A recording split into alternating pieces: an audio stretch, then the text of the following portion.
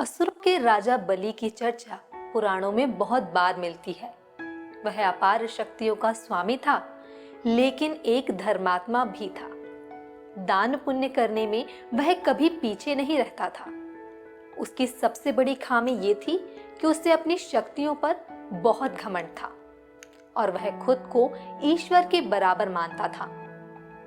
बलि को देवताओं से नफरत थी और वह देवताओं का घोर विरोधी था। असुरों के राजा बलि का राज्य संपूर्ण दक्षिण भारत में था और महाबलीपुरम को उन्होंने अपनी राजधानी बनाया हुआ था। राजा बलि ने एक बार सोचा कि उसे विश्व विजय बनना है और ये सोचकर वह अश्वमेघ यज्ञ करने लगा और इस यज्ञ के चलते उसकी प्रसिद्धि चारों ओर फैलने लगी। धीमे धीमे उसके राज्य और शक्ति का विस्तार होता ही जा रहा था। विजयी बनने के घमंड में उसने इंद्र के राज्य पर हमला करने के लिए सोचा। इस तरह राजा बलि ने 99 यज्ञ की घोषणा की और सभी राज्यों और नगरवासियों को निमंत्रण भेजा और यज्ञ के साथ शुरू हुआ इंद्र और बलि के बीच में युद्ध, जिसमें देवता हार गए। इसके बाद संपूर्ण जम्बूद्वीप पर असुरों का राज हो गया।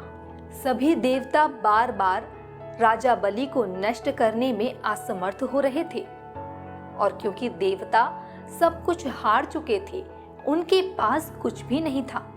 यहाँ तक कि असुरों के राजा बलि ने देवताओं को केवल यज्ञ करने जितनी भूमि ही दे रखी थी। इस अपमान से परेशान सभी देवता विष्णु जी की शरण में गए।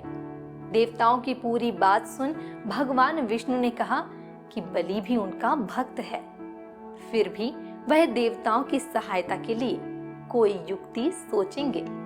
तब विष्णु ने वामन अवतार लिया और ऋषि कश्यप तथा उनकी पत्नी अदिति के यहाँ जन्म लिया।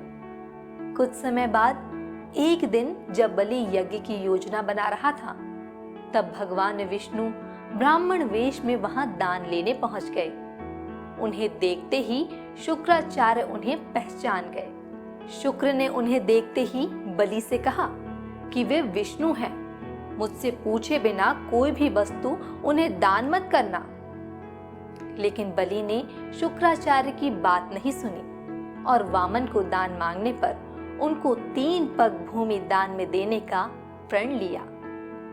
इसके बाद ब्राह्मण वेश में वामन भगवान ने अपना विराट रूप दिखा दिया और भगवान ने एक पग में भूमंडल नाप लिया, फिर दूसरे पग में स्वर्ग और तीसरे पग के लिए बलि से पूछा कि मैं तीसरा पग कहाँ रखूं। उनके पूछने पर बलि ने मुस्कुराकर कहा, इसमें तो कमी आपके ही संसार बनाने की हुई है। मैं क्या करूं भगवान, अब तो मेरा सिर ही बचा है। इस प्रकार विष्णु ने उसके सिर पर तीसरा पैर रख दिया।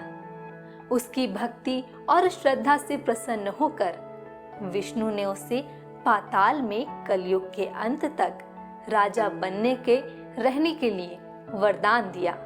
तब बलि ने विष्णु से एक और वरदान मांगा। राजा बलि ने कहा कि भगवान, यदि आप मुझे पाताल लोक का राजा बना रहे हैं तो मुझे वरदान दीजिए कि मेरा साम्राज्य शत्रुओं के प्रपंचों से बचा रहे और आप मेरे साथ रहें। अपने भक्त के अनुरोध पर भगवान विष्णु ने राजा बलि के निवास में रहने का संकल्प लिया।